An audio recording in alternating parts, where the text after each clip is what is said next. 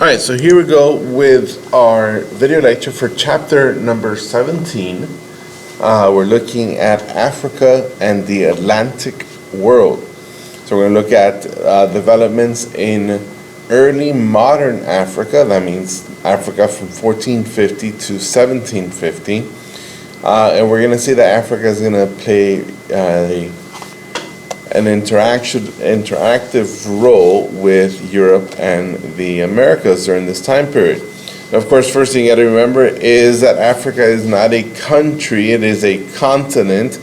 There's a lot of different parts of Africa, and for the most part we're going to ignore northern Africa up here because we just are. So we're going to mainly look at sub-Saharan Africa. That means the areas beneath the Sahara Desert. All right, so early modern Africa, we're looking at two countries, two states better, that existed in early modern Africa and kind of give us a glimpse as to what's happening in Africa at that time. Now, the first of these two countries is the Songhay or Songhay Empire. And this is the third and final of the West African empires. Remember, we also had Ghana, which was the first one, Mali, that's like Mansa Musa, remember that one, in Timbuktu. And the third one, and the largest of them all, was Songhay. So Songhay is going to grow wealthy from the trans-Saharan trade. Remember, these are the people that are going to have tons of gold and natural reserves. They're going to trade with North Africa, not only for salt and other goods, in exchange for that gold. And so in a way, this is a continuity from the post-classical era where Ghana and Mali had been doing that already. But the Songhay Empire, here we see it in West Africa. And it was founded by this guy called Sunni Ali. Of course, he was a Muslim guy, and this was an Islamic empire. They switched the capital from Timbuktu to Gao, right? And they came to power by overthrowing the weaker Mali Empire. Now, what we're going to see is that from North Africa, right, a group of raiders are going to come in and conquer the Songhay Empire. And these are going to be Moroccans from, of course, Morocco. And the Moroccans are going to be armed with firearms. They're going to have gunpowder technology. And the reason they have gunpowder technology living in North Africa is because they're right next to Europe. So they're going to have the same access to that kind of like higher, more advanced weaponry that the Europeans had. So the Moroccans are going to come into Songhay and conquer it, right? So the Europeans indirectly are causing a lot of political violence and instability by providing firearms to one side in a conflict within Africa. Now, a similar thing is going to take place in the Congo Kingdom. Now, there's the modern-day Republic of Congo, right, spelled with a C, and roughly in the same geographic area, which is Central Africa, we have the Kingdom of the Congo. So Congo Kingdom is going to be the home of this guy. His name is King Alfonso. Now you might think, wow, how weird that an African king is going to call himself Alfonso. And the reason he names himself that, or the reason he changes his name, is because he converts to Catholicism. Right? Portuguese merchants and explorers are going to make trading posts, right? Build trading posts in Congo. And the Portuguese are going to come in with all this awesome technology, and this Congo king wants it. So he says, okay, I'm going to convert to the Portuguese religion, which is, Catholicism, and in exchange that there's going to be better relations between Portugal and Europe, and the Congo Empire, Congo Kingdom. So the Congo Kingdom grows wealthy because they're going to be exchanging slaves, which is what the Portuguese are in search of, because they want to send slaves to Brazil, and other manufactured goods. So Congo is going to prosper, right, for a short while, that is, with its partnership with the Congolese, with the Portuguese slave traders. The problem was that these slave traders, right, they had a endless demand for slaves, right? And the king, Alfonso, he had put a limit. He said, every year you can only take X amount of people, because if you take more than that, then our kingdom will be depopulated. So the king of Congo, right, this guy Alfonso, he is going to grant permission to these slave traders, right, so that to come in and get African slaves, right? But most of these are not going to be Congo people who are going to be sent across, or if it is Congo people, it's going to be like criminals. So this is kind of like mutual beneficial for the king, because he's eliminating his criminal population.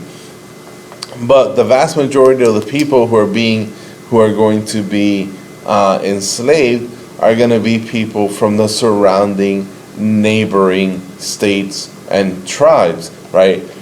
So the Congo people are going to get their guns. They're going to go to their neighbors. They're going to fight them. They're going to conquer them. They're going to capture them. They're going to enslave them, and then they're going to sell them to the Portuguese. The problem, again, I mentioned earlier, is that the Portuguese want more and more and more and more slaves, right? For all those different plantations that are being set up in Brazil and throughout the New World. So the slave traders, they start making deals with everyone, not just the king of Congo. So now all the neighboring tribes, they're also going to start getting their hands on guns, and they're going to start fighting each other, and they're going to start fighting Congo. And little by little, we see that even people from the Congo are going to be enslaved. And that's when King Alfonso writes a letter to the King of Portugal saying, hey, look, we got to put an end to the slave trade, because now my people are being enslaved, right? And it was fine when other people were being enslaved, but it's wrong that my people, the Congo people, are being enslaved. Because now, of course, the king is looking super, super weak, because he can't even control or protect his borders, can't protect his own people from the slave traders. And, of course, the Portuguese kind of just ignore him because they're using him, just like they use any other king or ruler in Africa to get what they want. Now, it doesn't mean that the Africans were entirely kind of like just sitting there and falling for these kind of like stupid deals with the Europeans. One famous example is of a queen called Nzinga, and Nzinga was the queen of a country or a kingdom called Ndongo. Nowadays, we know it as Angola, and it's part of southern Africa. And this lady fought for 40 years against the Portuguese, right? So she kind of saw through what the Portuguese were trying to do, which is, get the Africans to kill each other and enslave each other. And instead, she united her people and led a resistance against the Portuguese for a very long time. And when she was, made sculptures made out of her, or songs and poems were written about her, she will be described as very masculine. And of course she wasn't.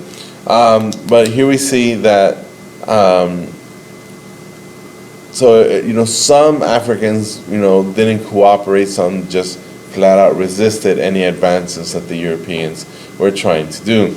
But the end result is that this queen Nzinga, she will be unsuccessful, because Angola would be the first territory. Angola's right there in southern Africa. The first territory, the first colony to be set up in Africa is going to be Angola. So the Portuguese are going to eventually conquer it and claim it as their own territory. All right, So let's talk about the other Europeans. So we know that the Portuguese are going to be the first ones to sail around Africa. They're going to set up trading posts along the coast, and they're going to try to make their way to India. Remember, Europeans have been in Africa before, especially particularly northern Africa, right?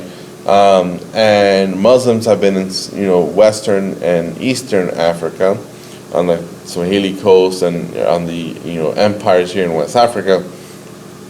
So it wasn't that Africa was completely isolated, but the interior of Africa, right, the southern central parts of Africa, those were less frequently visited by foreigners. So the Europeans start showing up in greater and greater numbers. The Portuguese were first, the Dutch, the French, the English came after. And all the Europeans kind of follow the same procedure, and that is that they pick one tribe to be allies with, then they provide guns to their allies, and then those allies start defeating their neighbors, and then enslaving their neighbors and selling them to the European allies. Now, this and that's kind of like the pattern that we see over and over and over, which causes a lot of political instability in Africa, right? Because now if you're a king or you're a chief, there's only so much you can do when the neighboring tribes around you have better weapons than you do, and or to keep you, or even your own people could rise up against you as well.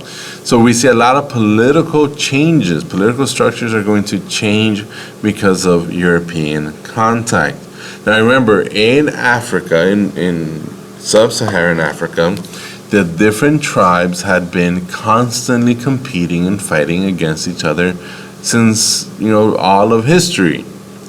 And these local fights often were territorial disputes, right, as to who controls what territory. And they would fight and they will kill each other, but then they'll go back home and that's the end of it, right? But now that the Europeans are there and the gunpowders are come into play, and the Europeans only want one thing, which is slaves, that conflict is going to change, because now you're not fighting for territory, you're fighting to capture people. Because the more people you capture, the more weapons you have, the more powerful and wealthy you become. So the kind of like the goal of war within Africa's competing tribes changes, right? Because of the incentives of what the Europeans can offer. Now, sometimes the Europeans fought directly with the Africans, and the famous example would be the Portuguese, right? When they sail up the eastern coast, the Swahili coast of Africa, they're going to do their best to eliminate the Swahili city-states, because these port cities, right, had merchants that were part of the Indian Ocean trade network, and therefore they were competition to the Portuguese. The Portuguese wanted to dominate this trade network, and they kind of could because they had the superior firepower to do so, but they would destroy the Swahili city-states and conquer them, and create their own trading posts where those Swahili city-states once stood. So the Portuguese will fight against the Swahili people and take away their trading abilities, right? And now the Portuguese will grow richer, while the city-states, of course, will grow poor. So when we talk about the African slave trade, understand that it wasn't that the Europeans were coming into Africa and kidnapping Africans and the Africans were doing it to themselves, because some of them benefited and that's it, right? So it was a business. People were making money off of it. Now, we also see other direct conflicts between Africans and Europeans take place in South Africa, right? Where the modern-day South Africa country is. And in South Africa, the people there, the tribes that lived there, they were hunter-gatherers. And these hunter-gatherers, again, they constantly fought each other for territory, right, for hunting grounds. So when the Europeans got there, particularly the Dutch and the English, right, the Europeans were able to fight against one tribe, eliminate it, then fight against another tribe, eliminate it, then fight against another tribe and eliminate it. Right, not only did the Europeans have superior weapons, but the African tribes themselves, because of their history together, they wouldn't unite against the Europeans, right?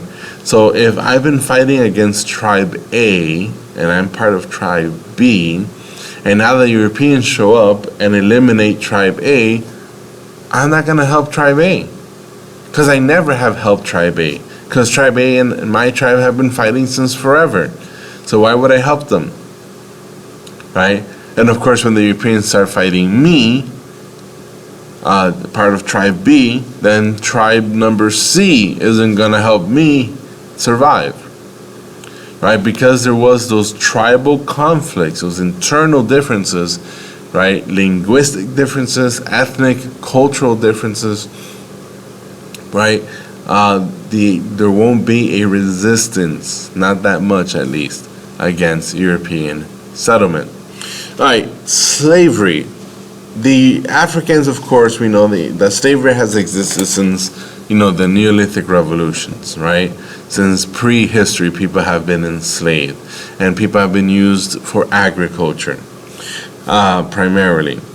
And the same is true throughout sub-Saharan Africa, right? Going back to prehistory, people have fought each other, and those who have been captured or sold into slavery or committed crimes would be considered a slave.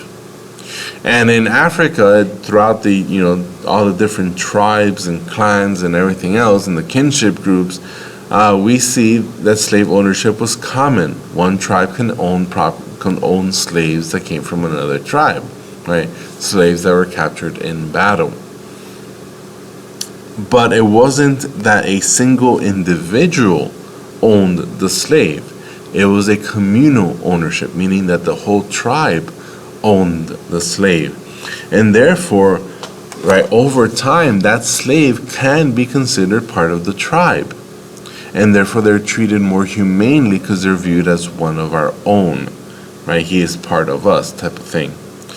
But that mentality is going to shift, right, later on. Now, keep in mind, of course, we've mentioned that slavery in Africa was constantly, not only because of war, but also debt and crime. Now, when it comes to the arrival of the Europeans, understand that the Europeans were not the first ones to do slavery or participate in the slave trade for business reasons. The Muslims did that first. Muslims came into sub-Saharan Africa in search of slaves, right? Long before the Europeans did. And they would pay Africans to enslave other Africans. And they would, transport these Africans throughout the Middle East, throughout Mediterranean, throughout India, right? So buying and selling people as a commodity, as a good, right? That is not a European invention. The Romans did it before them, and the Byzantines before, as well. But and the Athenians as well. But when it comes to Africans, the Muslims were there as well, right? So remember that the slave trade in sub-Saharan Africa increased during the post-classical era, thanks to Muslim merchants, right? Because there was a demand, and these slaves would be sent across the Trans-Saharan or shipped across the Indian Ocean. Now, when the Europeans first started getting into Africa, they go into the Canary Islands and the Azores Islands. These are little islands off the coast of Africa. And they're going to set up sugar plantations, sugarcane plantations, and they're going to start getting slaves from Africa to work on these plantations. So that business model of having sugar, plantations, and slaves, African slaves, that's going to, that idea, that business plan is going to be copied and repeated in the Americas. All right, so again, we talked about this before about plantations. Remember, the kind of the first plantations in world history were the Roman latifundias, the Islamic Empire and the Caliphate. They also used plantations, but they expanded throughout the Mediterranean and the Indian Ocean. And the Europeans, of course, are going to bring plantation style of business into the New World, where they're going to cultivate cash crops, sugar being the main one, but tobacco as well, cotton as well, and even to a smaller extent, coffee. So plantations, especially in the Caribbean, especially in Brazil, those are going to be we're going to see the largest plantations. But North America, right, the 13 colonies, they're also going to have plantations as well. Now, the vast majority of the Africans who were removed from Africa and sent to the Americas, the vast majority are going to be sent to the West Indies, which is the Caribbean, and Brazil, right? So if you notice, only about 500,000 slaves were sent to North America, right? But compare that to 4.5 to 5 million in the Caribbean and in Brazil. Now you're gonna ask, why is it that so little went to North America? And the reason is that it was more expensive. It was much more expensive. The further away, the more expensive the voyage. So what we noticed that when it comes to slavery in the Americas, the working conditions for slaves in Brazil and in the Caribbean were absolutely horrific, right? A slave that gets to Brazil or the Caribbean, within 2-3 years, they're already dead from exhaustion, from disease, from just being worn out, right? Working plantations. But in North America, right, what is now the United States, we see that slavery was not as severe. That means the working conditions were not as horrific, right? Horrible. And it wasn't that the English slave owners living in the Americas, right, the American slave owners, that they were necessarily nicer or better or more humane. It's all about money. So the reason why in North America slaves were treated better was because it was more expensive to buy a slave. So the longer you took care of your slave, and the more kids that your slave can reproduce, right, the bigger the investment payoff is for you. Because those children born into slavery, right, that's a free slave for the next generation of your family to own. So it was in their financial benefit to take care of slaves in North America, and therefore slavery in the United States was less harsh compared to that of the Caribbean and Brazil, right? Millions and millions would go into the Caribbean and Brazil and die quickly. And because the prices were cheaper there, right, it was less of a waste or less of a cost for a slave to die. So they let them. They forced them. They pushed them into early death from overwork. So slavery, of course, is absolutely horrific. And slaves are going to constantly rebel. There are going to be slave rebellions all over the Americas, slave revolts, right, where they rise up and kill the slave owners and everyone, sometimes slaves will run away. And especially this happens in Brazil, in South America. And these slaves will run away and they will develop like these small communities in the middle of the jungles, in the middle of the rainforest. And these became known as maroon communities or maroon societies.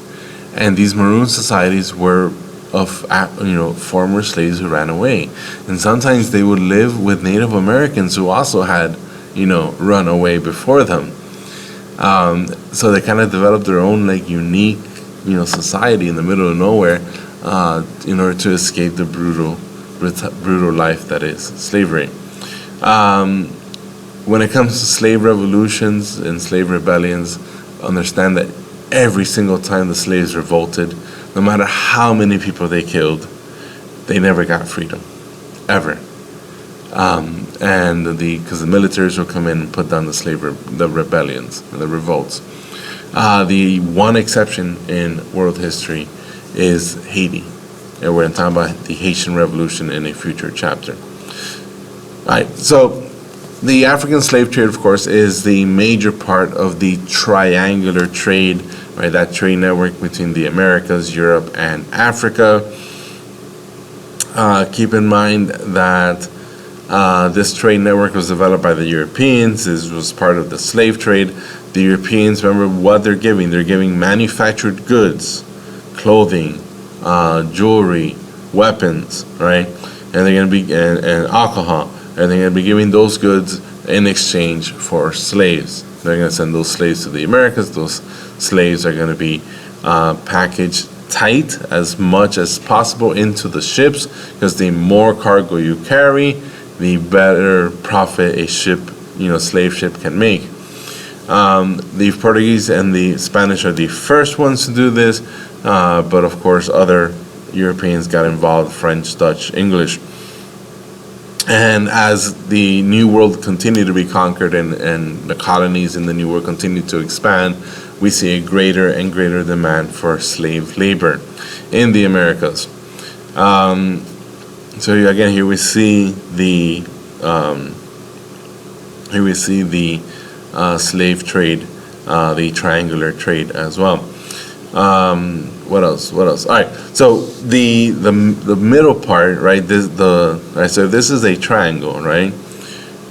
This part right here, the Africa to the Americas part, that's known as the Middle Passage, and the Middle Passage is the slave ships, right, carrying all the slaves, and these slave ships will they'll cram in as many people as possible, and the living conditions there were horrific, and about 25% of Africans who were put into these ships died before they reached the Americas. So that means a quarter of them died before they were enslaved, right, before they were forced to work. And they died mainly from diseases, right, because they're enclosed. They died from lack of food and water, because the ship captains would, in order to maximize their profit, they'll jam in as many human beings as possible to sell into slavery, and therefore minimize the amount of food that they need for their journey, because that's more room that they would take. All right, we have to stop here, I think. Yeah, because this is getting way too long, right? Oh no, we got one more part. Yes, one more part. All right, Africans in the Americas. Whew, let's finish this. All right, so millions and millions of Africans are going to be sent to the Americas, and they're going to develop an African American culture. Remember, African American doesn't just mean the United States African Americans. It means African American, meaning all of the Americas. And this culture is going to be a blend of traditional African culture plus the European culture that it was imposed upon them, forced upon them. For example, in the island of Saint Dominique, also known as Haiti, we see the creation of the Creole language, the Haitian Creole language, which was a blend of their West African language with their French language that was imposed upon them. Same thing's going to happen with religion. We're going to see that African American religions are going to form a syncretism, a blend of Christianity and traditional African religion. Two famous examples include Santeria in Cuba, Voodoo in Haiti, and there's another one in Brazil. So they will start, even though they're supposedly Catholic, they will start praying to the saints and giving the saints supernatural characteristics, supernatural powers, just like the traditional gods and nature spirits would have had back home in Africa. Now, in the United States, in North America, we see different musical styles develop, and that are going to be blending European and African styles, stuff like jazz and blues and gospel. Right, these different types of musical styles are a blend or syncretic between European and African traditions. And that's it. Also, food is going to be synchronized. African food, stuff like rice, the Africans are going to bring over rice and okra. Different like dishes like gumbo, which is a famous like New Orleans food, are going to be blended as well. Festivals, right? In New Orleans, they celebrate Mardi Gras, right? I'm sure you've known about this. In places like Haiti and Dominican Republic, and in Brazil, they celebrate Carnival, right? And these celebrations are all of religious origin, Catholic religious origin, and they're celebrated differently. But again, there's a blend of European Christian traditions with the African ones. And here we see some of that delicious food, especially found here in the United States, right? African, European combination. All right, so that's officially it for part one. I hope, oh my God, this doesn't end. All right, no, we're gonna have to stop it here. It's way too long. All right, see you next time we talk about the end of slavery. Finally, the end of slavery.